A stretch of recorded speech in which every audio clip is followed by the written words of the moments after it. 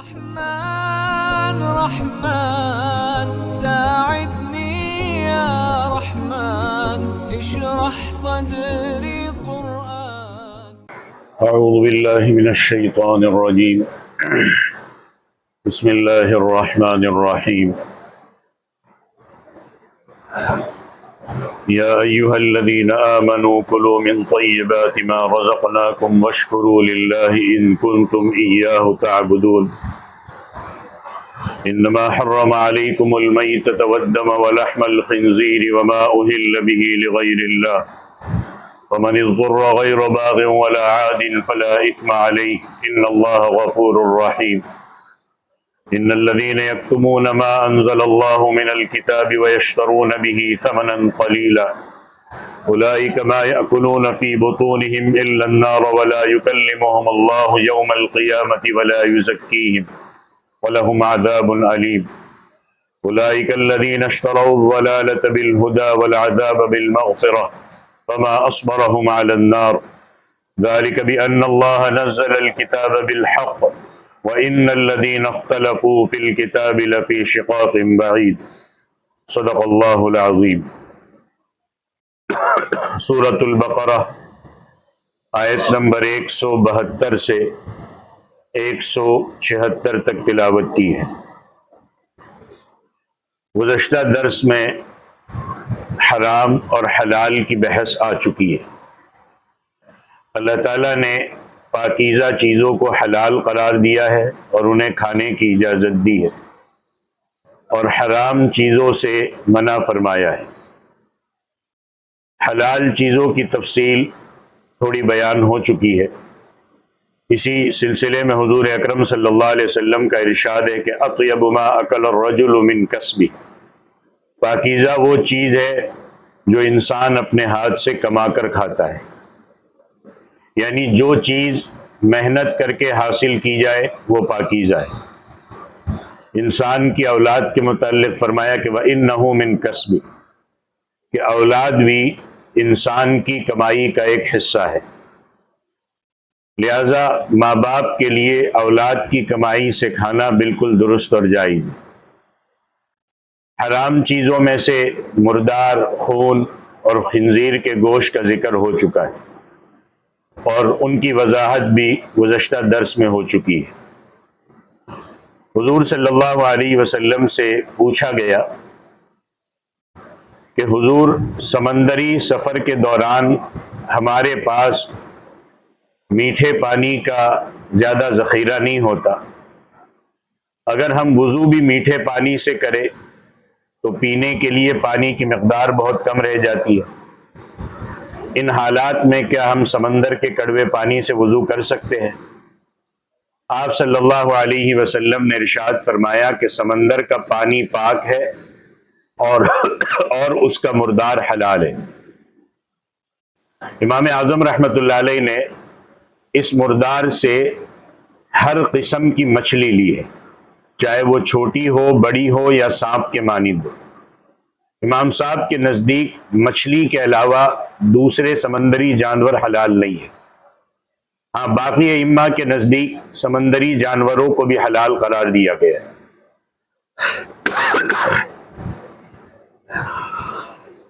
خون کے متعلق گزشتہ درس میں یہ بیان ہو چکا کہ اس سے مراد دم مسفوح ہے، یعنی بہتا ہوا خون کہ جو ذبح کے وقت جانوروں کی رگوں سے نکلتا ہے.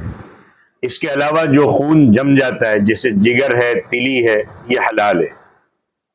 انسانی جسم میں جگر جو ہے وہ خون تیار کرنے والی فیکٹری ہے اور تلی یہ خون ذخیرہ کرنے کا ایک آلہ ہے اور اس میں ایک وقت میں 700 مکعب ملی لیٹر خون جمع رہتا ہے، جم جاتا ہے. اور جب کبھی کسی حادثے میں انسانی جسم سے خون ضائع ہو جاتا ہے تو اس کمی کو پورا کرنے کے لیے تلی کا محفوظ خون حرکت میں آتا ہے. اللہ تعالیٰ نے انسانی جسم میں اس قسم کا خودکار انتظام پیدا کر دیا ہے کہ خون کی کمی تلی کے اس ذخیرے سے پوری ہو جاتی ہے. اب موجودہ زمانے میں انتقال خون، بلڈ ڈونیشن، بلڈ ٹرانسفر، یعنی جب کسی شخص کا خون بہت زیادہ مقدار میں بہہ جائے تو اس کے جسم میں دوسرے شخص کا خون داخل کیا جا سکتا ہے یا نہیں؟ اب اس سلسلے میں واضح مسئلہ یہ ہے کہ کسی انسان کے کسی بھی عضو کو، ایک تو ہے عضو، ایک ہے خون، کسی بھی عضو کو کسی دوسری جگہ استعمال کرنا یہ احترام انسانیت کے خلاف ہے۔ لہذا کسی فوت شدہ آدمی کی آنکھ یا کوئی عضو ڈونیٹ کر دینا اور پھر اسے دوسرے انسانی جسم کے لیے استعمال کرنا جائز نہیں ہے۔ حتیٰ کہ ایک عورت کے بال بھی دوسری عورت اپنی زیب و زینت کے لیے استعمال نہیں کر سکتی، وگ لگاتے ہیں اور کیا کیا کرتے ہیں، اس کی اجازت نہیں ہے۔ قرآن پاک کا حکم ہے وَلَقَدْ كَرَّمْنَا بَنِي آدم، کہ ہم نے انسان کو باقی تمام مخلوقات پر عزت بخشی ہے، لہذا انسان کے کسی عضو کو دوائی کے طور پر استعمال کرنا صحیح نہیں ہے۔ اب آتا ہے خون۔ انسان کا خون اگرچہ اعضاء کے مانند تو نہیں ہے مگر اعضاء کی طرح محترم ضرور ہے، لہذا ایسے ہی بغیر ضرورت کے فیشن کے طور پر اس کا استعمال ناجائز ہے۔ عام حالات میں ایک شخص کا خون دوسرے کے جسم میں منتقل کرنا صحیح نہیں ہے، ہاں مجبوری کی حالت ہو، اور مجبوری کی حالت ایسی ہے جو ابھی آگے بھی آیت کا ٹکڑا آ رہا ہے کہ وقتی طور پر حرام چیز بھی جائز ہو جاتی ہے، اس کا ذکر آ رہا ہے۔ اب چونکہ انسانی اور حیوانی جسم اور روح کا تعلق یہ خون سے جڑا ہوا ہے، اس لیے جب جسم میں خون کی مقدار اس قدر کم ہو جائے کہ جان بچانا مشکل ہو جائے تو ایسی مجبوری کی حالت میں خون کو منتقل کرنے کی اجازت ہوگی، اور وہ بھی اس مقدار تک کہ اس سے کم پر جان کا خطرہ ہو۔ بغیر وجہ کے کئی بوتل خون لگائے جانا جائز نہیں ہوگا۔ لہذا اس معاملے میں بڑی احتیاط کی ضرورت ہے کہ خون کا منتقل کرنا یہ دوائی سے بڑھ کر خوراک کی حد میں داخل نہیں ہونا چاہیے کہ موٹا بننے کے لیے یا صحت حاصل کرنے کے لیے مجبوری کی حالت ہے، جان جانے کا خطرہ ہے تو اجازت۔ خنزیر کی حرمت کا بیان گزشتہ سبق میں آ چکا۔ یہ جانور پچھلی امتوں میں بھی حرام رہا ہے۔ اب جو 4 حرام چیزیں محرمات اربع، اس میں سے 3 کا بیان گزشتہ درس میں گزر چکا، اب یہاں پر چوتھے حرام کا بیان آئے گا، اور وہ ہے وما اہل بہ لغیر اللہ، کہ تمہارے لیے وہ چیز بھی حرام ہے جس پر اللہ کے سوا غیر کا نام پکارا جائے، یعنی ایسا جانور یا کوئی دوسری چیز جسے غیر اللہ کے تقرب اور اس کی خوشندی حاصل کرنے کے لیے نامزد کیا جائے، ایسی چیز میں مردار سے بھی زیادہ خباثت سرایت کر جاتی ہے۔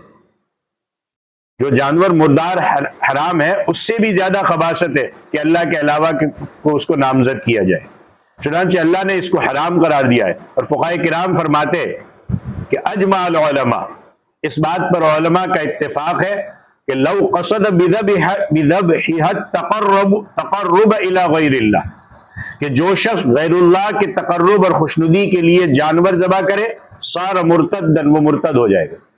حرام تو ہے ہی، وہ خود ہی مرتد ہو جائے گا، اس کا مذبوح بھی مردار کی طرح حرام ہوگا۔ مثلا کسی بت لات عزا کے نام پر ذبح کیا، فرشتوں کے نام پر ذبح کیا، جنوں کے نام پر ذبح کیا، انبیاء بزرگ پیر فقیر کے نام پر ذبح کیا، سب حرام ہوگا۔ اور اس میں مجوسی بھی شامل ہے کیونکہ وہ آگ کے نام پر تقرب حاصل کرتے ہیں۔ مفسرین کرام فرماتے ہیں کہ ذبح کرتے وقت جو بسم اللہ اللہ اکبر کہا جاتا ہے اس میں اللہ اکبر کی بالکل وہی حیثیت ہے جو نماز شروع کرتے وقت اللہ اکبر کی ہے۔ اگر نماز میں ریاکاری کا مادہ ہوگا وہ نماز قبول نہیں ہوگی۔ اسی طرح ذبح کرتے وقت اگر نیت اللہ کے علاوہ کی ہوگی تو وہ ذبح کیا ہوا بھی مردار کی طرح حرام ہوگا۔ ہاں اگر نفلی نماز تقرب اللہ کے لیے ادا کرے اور اس کا ثواب کسی دوسرے کو پہنچائے تو جائز ہے، لیکن کرنا کس کے لیے ادا ہے؟ اللہ کے لیے، ثواب اس کو دوسروں کو پہنچانا ہے۔ اسی طرح اگر کوئی شخص ذبح اللہ کے لیے کرے اور اس کا ثواب کسی دوسرے کو پہنچائے تو اس کی ممانعت نہیں ہے۔ بعض لوگ یہ کرتے ہیں کہ مکان بناتے اور مکان بناتے وقت اس کی بنیادوں میں جانور کا خون ڈالتے کہ جانور ذبح کیا، بولے وہ اس جگہ پر بکرا ذبح کرو یا اس جگہ پر جانور ذبح کرو اور اس کا خون بہاؤ۔ اس کا مقصد کیا ہوتا ہے کہ جنات کے شر سے محفوظ رہے، یہ بھی شرک ہے۔ ہاں، اگر اللہ کے لیے جانور ذبح کر کے کہ بھائی ہم اس کو فقراء کو کھلائیں گے صدقے کے طور پر تاکہ کوئی آفت اور بلا نہ آئے تو درست ہے۔ تو 4 محرمات کو بیان فرمایا کہ یہ سب انسان کے لیے حرام ہے۔ اب آگے فرمایا کہ ہاں ایک صورت ایسی بھی ہے کہ یہ حرام مباح ہو جاتے، لیکن اس کی کنڈیشن بتائیے۔ فَمَنِ اضْطُرَّ غَيْرَ بَاغٍ وَلَا عَادٍ فَلَا إِثْمَ عَلَيْهِ، کہ جو کوئی مجبوری کی حالت میں ہو، مثلا بھوک سے مر رہا ہے اور حرام چیزوں میں سے ہی کوئی چیز میسر ہے، اس کے علاوہ کوئی چیز میسر نہیں ہے اور نہیں کھائے گا تو جان چلی جائے گی، تو ایسی صورت میں جان بچانے کی خاطر ان حرام چیزوں کا کھانا بھی صحیح ہوگا۔ اور فرمایا کہ یہ اس حد تک ہی جائز ہے کہ نہ تو بغاوت پر اتر آ رہا ہے، غیر باغ نئی ضرورت سے زیادہ استعمال کرنے والا ہے۔ امام ابو حنیفہ فرماتے ہیں کہ باغن سے مراد یہ ہے کہ مجبوری کی حالت میں جو چیز حرام سے مباح ہو گئی وہ اس حد تک اس کو استعمال کر سکتا ہے کہ نہ اس سے لذت حاصل کرنے کی نیت ہو نہ اس کو حلال سمجھے۔ اور تعدی سے مراد یہ ہے کہ ایسی کوئی چیز کم از کم مقدار میں حاصل کرے جس سے اس کی بھوک دور ہو جائے، بس اس کی جان بچ جائے، اور ضرورت سے زیادہ کھائے گا، لذت کے لیے حاصل کھائے گا تو یہ عادن میں داخل ہوگا۔ بعض دوسرے ائمہ فرماتے ہیں کہ باغن سے مراد بغاوت کرنے والا ہے اور عادن سے مراد معصیت کرنے والا ہے۔ مثلا ایک شخص چوری کی نیت سے جا رہا ہے اور پکڑا گیا، یا کوئی مجبوری کی حالت اس کو آ گئی، تو ایسے شخص کے لیے مباح نہیں ہوگا، وہ تو پہلے ہی گناہ میں مبتلا ہے، اور ایسی حالت میں اگر اس کی موت بھی واقع ہو جائے گی تو کوئی پرواہ نہیں۔ تو بہرحال فقہاء نے فرمایا ہے کہ اضطرار مجبوری 3 حالتوں میں ثابت ہوتی ہے، اگر ان میں سے کوئی حالت ہو جائے تو حرام کھانا جائز ہو جائے گا اور جان بچانے کی حد تک جائز ہو جائے گا۔ شدید بھوک لگ رہی ہو، سخت بیماری ہو، اور حرام کی ہوئی چیزیں استعمال کرنے کے علاوہ کوئی صورت باقی نہ ہو۔ اور تیسری صورت مجبوری کی کہ کوئی غالب مغلوب کو ایسی چیز کھانے پر مجبور کرے، زبردستی نہیں کھائے گا تو جان کا خطرہ ہے، تو ایسی حالت میں بھی حرام چیز مباح ہو جائے گی۔ تو فرمایا کہ مجبوری کی حالت میں حرام کو استعمال کرنے پر کوئی مواخذہ نہیں ہے۔ ان اللہ غفور الرحیم، بے شک اللہ تعالیٰ بخشنے والا مہربان ہے، وہ کسی مخلوق پر اس کی طاقت سے زیادہ بوجھ نہیں ڈالتا۔ اب اس آیت میں صرف 4 چیزوں کو حرام قرار دیا گیا ہے، مردار ہے، خون ہے، خنزیر کا گوشت ہے، اور غیر اللہ کے نامزد کی ہوئی چیز ہے۔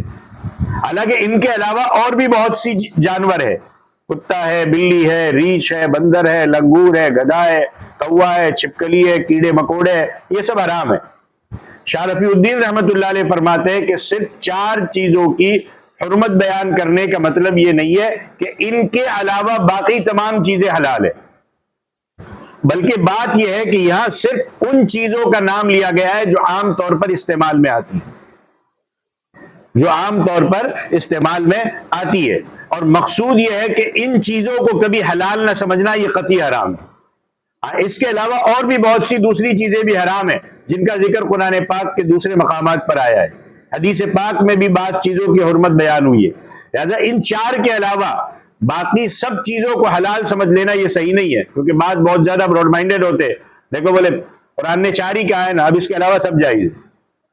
تو 4 چیزوں کی حرمت بیان کرنے کی ایک دوسری وجہ یہ ہے کہ جو مشرک لوگ تھے وہ 4 چیزوں کو حرام سمجھتے تھے، ان کا ذکر سورہ مائدہ میں، بحیرہ، صائبہ، وسیلہ، حام، وہ آئے گا کہ ان کو وہ حرام سمجھتے۔ اللہ نے فرمایا کہ ہم نے تو ان چیزوں کو حرام نہیں کیا، تم نے ان کی حرمت کس شریعت سے نکالی ہے؟ ان 4 حلال چیزوں کے مقابلے میں اللہ تعالیٰ نے فرمایا کہ یہ 4 چیزیں قطعی طور پر حرام ہیں، اس لیے 4 چیزیں بیان کی ہیں۔ باقی اور بہت ساری چیزیں جو قرآن میں دوسری جگہوں پر اس کو بیان کیا گیا ہے حرام ہے، حدیث میں بیان کیا گیا ہے۔ آگے کی آیت ہے ان الذین یکتمون ما انزل اللہ من الکتاب ویشترون به ثمنا قلیلا۔ اس میں حق کے چھپانے کا دوبارہ بیان آ رہا ہے. اس سے پہلے آپ نے کچھ اسباق پہلے ان الذین یکتمون ما انزلنا، یہ آپ نے اس بارے میں سنا تھا کہ اللہ فرماتے کہ ہماری نازل کی ہوئی واضح باتوں کو چھپانے والے لعنت کے مستحق ہیں. اب دوبارہ اللہ یہ بیان فرما رہے اور پھر حق کو چھپا کر حاصل ہونے والے حقیر فائدے کا تذکرہ ہے. اللہ فرماتے ان الذین یکتمون ما انزل اللہ من الکتاب، کہ وہ لوگ جو اللہ کی طرف سے کتاب میں نازل کیے ہوئے احکام کو چھپاتے ہیں، وَيَشْتَرُونَ بِهِ ثَمَنًا قَلِيلًا، اور اس کے بدلے میں دنیا کا حقیر مال قبول فرماتے. چھپاتے کیوں؟ اسی لیے نا کہ کچھ مل جائے. دنیا کا حقیر مال قبول فرماتے. اللہ فرماتے أُولَئِكَ مَا يَأْكُلُونَ فِي بُطُونِهِمْ إِلَّا النَّارَ، ایسے لوگ اپنے پیٹوں میں آگ کے سوا کچھ نہیں بھرتے. اب یہود و نصارہ کی طرف سے حق کے چھپانے کے متعلق پہلے پارے میں بھی بیان ہو چکا ہے کہ وہ دنیا کے حقیر فائدے کے خاطر اللہ کے احکام کو چھپاتے رہے. اور حق کو چھپانا یہ ایسا سنگین جرم ہے جس کو اللہ تعالیٰ بار بار بیان فرما رہے. اور اس مسئلے کی اہمیت کا اندازہ اس بات سے بھی ہو سکتا ہے کہ یہ بیماری صرف اہل کتاب تک محدود نہیں رہی کہ جو پہلے تورات، زبور اور انجیل کو ماننے والے تھے، بلکہ ہم دیکھتے ہیں کہ یہی بیماری مسلمانوں میں بھی آ چکی ہے. معمولی دنیاوی نفع کے خاطر ہم آخرت کو برباد کر لیتے. اب مسلمان بھی شریک ہو چکے. اللہ تعالیٰ نے اپنی کتاب مقدس میں عقائد حقہ کو وضاحت کے ساتھ بیان کر دیا. دوسری جگہ پر آتا ہے کہ نزلنا علیک الکتاب تبیانا لکل شیء، اللہ کہتے ہیں ہم نے ایسی کتاب نازل فرمائی جو ہر چیز کو وضاحت کے ساتھ بیان کرتی ہے. اور عبداللہ ابن عباس فرماتے ہیں کہ اس سے مراد وہ اہم باتیں ہیں جن کی اکثر ضرورت رہتی ہے، اور پھر ان باتوں کی تفصیل اور تشریح اللہ نے نبی صلی اللہ علیہ وسلم کی سبل فرمائی. لِتُبَيِّنَ لِلنَّاسِ مَا نُزِّلَ إِلَيْهِمْ، یہ حکم موجود ہے. شاہ رفیع الدین رحمۃ اللہ علیہ اور بعض دوسرے مفسرین فرماتے ہیں کہ پہلے پارے میں حق کو چھپانے کا جو بیان ہے اس سے مراد یہ ہے کہ اہل کتاب اللہ کے نبی کی بعثت کے متعلق جو پیشین گوئیاں موجود تھی انہیں چھپاتے تھے. اور اس جگہ پر حق کو چھپانے کا مطلب یہ ہے کہ یہ لوگ اللہ نے جو حلال اور حرام کے متعلق جو احکامات نازل کیے اس کو چھپاتے تھے. اور حق کو چھپانا یہ بلا شبہ کفر ہے. اس لیے مولانا عبید اللہ سندھی رحمۃ اللہ علیہ فرماتے ہیں کہ ہر مسلمان مرد و عورت کے لیے تعلیم جبری ہو جانی چاہیے تاکہ وہ حقوق و فرائض اور حلال و حرام کو پہچان سکے. اسی لیے فقہاء نے فرمایا ہے کہ دین کی ضروریات کا سیکھنا یہ فرض کا درجہ رکھتا ہے. دین کی ضروریات کا سیکھنا یہ فرض کا درجہ رکھتا ہے، اور اگر مسلمان اس فرض کو پورا نہیں کریں گے تو جہالت کی بنا پر حق کو چھپانے کے مرتکب سمجھے جائیں گے. مولانا سندھی فرماتے ہیں کہ قرآن کریم کا علم ہونے کے باوجود دوسرے لوگوں تک نہ پہنچانا یہ ایسا ہے جیسے کسی جنگل بیابان میں پانی کا چشمہ یا کنواں ہو اور کوئی شخص اس پر زبردستی قبضہ کر لے. لوگ پیاس بجھانے کے لیے چشمے پر جاتے ہیں مگر وہ شخص جو کنویں پر قبضہ کر کے بیٹھا ہے وہ انہیں پانی نہیں دیتا یا پینے نہیں دیتا، جس کی وجہ سے وہ ہلاک ہو جاتے. تو ایسی صورت میں کتنا بڑا مجرم ہوگا. اسی طریقے سے قرآن پاک کا عالم اگر دوسرے لوگوں کی آبیاری نہیں کرتا، دوسروں تک وہ نہیں پہنچاتا، وہ غاصب ہے. امام عبد اللہ سندھی نے فرمایا. حضرت عبداللہ ابن عمر رضی اللہ تعالیٰ عنہ کے پاس کچھ لوگوں نے شکایت کی کہ ہم فلاں بستی میں گئے، غور سے سنیے گا، کہ ہم فلاں بستی میں گئے، وہاں پر پانی موجود تھا مگر ان لوگوں نے ہمیں پینے کے لیے پانی نہیں دیا، جس کی وجہ سے ہمیں بڑی تکالیف اٹھانی پڑی، بڑی تکلیفیں اٹھانی پڑی. تو حضور صلی اللہ علیہ وسلم کے صحابی نے فرمایا کہ تم نے میانوں سے تلواریں کیوں نہ نکالی؟ یہ تو بڑا جرم ہے کہ لوگ پانی کے بغیر مر رہے اور کوئی شخص پانی سے روکتا ہے. تو قرآن پاک کا علم دوسروں تک نہ پہنچانا یہ بہت بڑا جرم ہے. آج دنیا قرآنی تعلیم کے بغیر ہلاک ہو رہی ہے، مگر ہم ہیں کہ جب جیسے لوگ جی رہے جن کو اللہ نے علم بھی دیا ہے، جیسے لوگ عام طریقے سے ایک چل رہے، ایک ماحول جیسا بنا ہوا ہے اس طریقے سے چل رہے اور قرآنی تعلیمات کو عام کرنے کے بجائے اسے چھپا رہے، اور جب قرآنی تعلیمات لوگوں کو نہیں بتا رہے تو اس کے بدلے میں پھر نئی نئی بدعتیں جاری ہو رہی ہیں۔ سائل سے مسئلہ پوچھنے والے سے پیسے لے کر غلط سلط فتوے دیے جا رہے ہیں، کئی باطل رسومات کو رواج دیا جا رہا ہے، مردوں کو بخشوانے کی فیس وصول کی جاتی ہے، تبرکات کے نام پر لوٹا جاتا ہے، اور کیا کیا ہو رہا ہے۔ میں کہتا ہوں دین کے ابتدائی اصول کہاں کھو گئے؟ لوگوں کو اللہ کی وحدانیت کا درس کون دے گا؟ مقام رسالت آپ صلی اللہ علیہ وسلم کے مقام کو کون سمجھائے گا؟ حلال اور حرام کا فرق کون سمجھائے گا؟ علماء نے ان بنیادی چیزوں کو چھپا لیا ہے، تو اب خرافات کی تعلیم ہو رہی ہے۔ یہ حق کو چھپانا نہیں ہے تو اور کیا ہے؟ اس لیے فرمایا کہ جو لوگ اللہ کی نازل کی ہوئی چیزوں کو چھپاتے ہیں اور اس سے حقیر فائدہ حاصل کرتے ہیں، ان کی حالت کیا ہے؟ ما یاکلون فی بطونہم الا النار، وہ لوگ اپنے پیٹوں میں آگ کے سوا کچھ نہیں بھرتے۔ حضور صلی اللہ علیہ وسلم کا ارشاد ہے کہ جو شخص سونے چاندی کے برتن میں پانی پیتا ہے وہ اپنے پیٹ میں دوزخ کی آگ ڈال رہا ہے، مسلم شریف کے الفاظ ہیں۔ اسی طرح یتیموں کا مال ناحق کھانے والوں کے متعلق فرمایا کہ وہ بھی اپنے پیٹوں میں جہنم کی آگ ڈال رہے ہیں۔ لہذا باطل رسموں کے ذریعے لوگوں کا مال کھانا، شرک و بدعات کا جاری کرنا، یہ سب پیٹ میں آگ بھرنے والی بات ہے، اور فرمایا کہ ایسے لوگوں پر قیامت کے دن اللہ تعالیٰ سخت ناراض ہوگا۔ ان کی طرف مہربانی کے ساتھ توجہ کرنا تو درکنار، ولا یکلمہم اللہ یوم القیامہ، اللہ ان کے ساتھ بات کرنا بھی پسند نہیں کرے گا، بلکہ ان کی طرف غیظ و غضب کی نگاہ سے دیکھیں گے، اور اس کا نتیجہ کیا ہوگا؟ ولا یزکیہم، اللہ ان کا تزکیہ بھی نہیں کرے گا۔ امام ترمذی فرماتے ہیں کہ جو خدا کی وحدانیت پر ایمان رکھنے والے وہ دوزخ میں ہمیشہ نہیں رہیں گے، گنہگار ہوں گے، دوزخ میں جائیں گے، مگر کس لیے؟ تزکیہ کے لیے، پاک صاف ہونے کے لیے۔ جب اپنے گناہوں کی سزا بھگت لیں گے اللہ ان کو پاک کر دے گا، وہ دوزخ سے نکال لیے جائیں گے۔ مگر یہاں اللہ فرما رہے حق کو چھپانے والوں کے متعلق فرمایا کہ اللہ انہیں کبھی پاک نہیں کرے گا، ہمیشہ ہمیش کے لیے دوزخ میں رہیں گے، وَلَهُمْ عَذَابٌ عَلِيمٌ، اور وہاں ان کے لیے دردناک عذاب ہوگا۔ اور پھر فرمایا اولئک الذین اشتروا الضلالۃ بالہدی والعذاب بالمغفرہ، یہی لوگ ہیں جنہوں نے ہدایت کے بدلے گمراہی اور مغفرت کے بدلے عذاب خرید لیا۔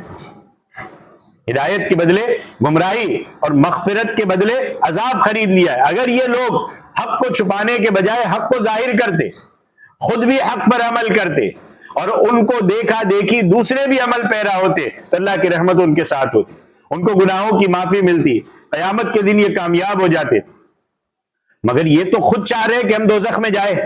اللہ کہتے فما اصبرہم علی النار، یہ دوزخ کی آگ پر کس قدر صبر کرنے والے، ان کا بڑا حوصلہ ہے کہ ٹھیک ہے دیکھا جائے گا۔ جیسے آپ کسی کو کہتے ہو نا، یا کوئی بات سمجھاتے ہو یا کسی گناہ سے بولے ہاں ٹھیک ہے وہ میں اور میرا خدا دیکھ لیں گے، تو بڑا حوصلہ ہے جو دوزخ میں داخل ہوں گے۔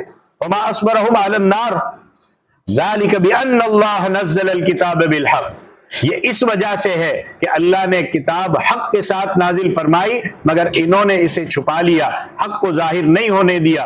وَإِنَّ الَّذِينَ اخْتَلَفُوا فِي الْكِتَابِ، اور جنہوں نے کتاب میں اختلاف کیا، اللہ کی کتاب میں ہی اختلاف پیدا کر دیا، اپنی مرضی کا مطلب بیان کیا، جیسا یہودیوں کا شوائے کہ وہ مطلب بھی غلط بیان کرتے، تشریح بھی غلط بیان کرتے، تو انہوں نے اس فرقے نے اپنا مطلب لے لیا، اس نے اپنا لے لیا، اس نے اپنا لے لیا، اس نے اپنا مطلب اختلاف پیدا کر دیا قرآن میں بھی، اللہ کی کتاب میں بھی۔ تو ایسے لوگوں کے متعلق فرمایا لفی شقاق بعید، وہ ضد میں دور چا پڑے۔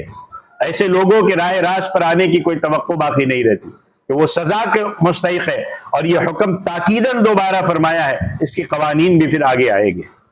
تو یہ سورۃ البقرہ کی آیت نمبر 172 سے 176 تک تھی۔ اللہ تعالیٰ عمل کی توفیق عطا فرمائے، آمین۔ وآخر دعوانا ان الحمدللہ رب العالمین۔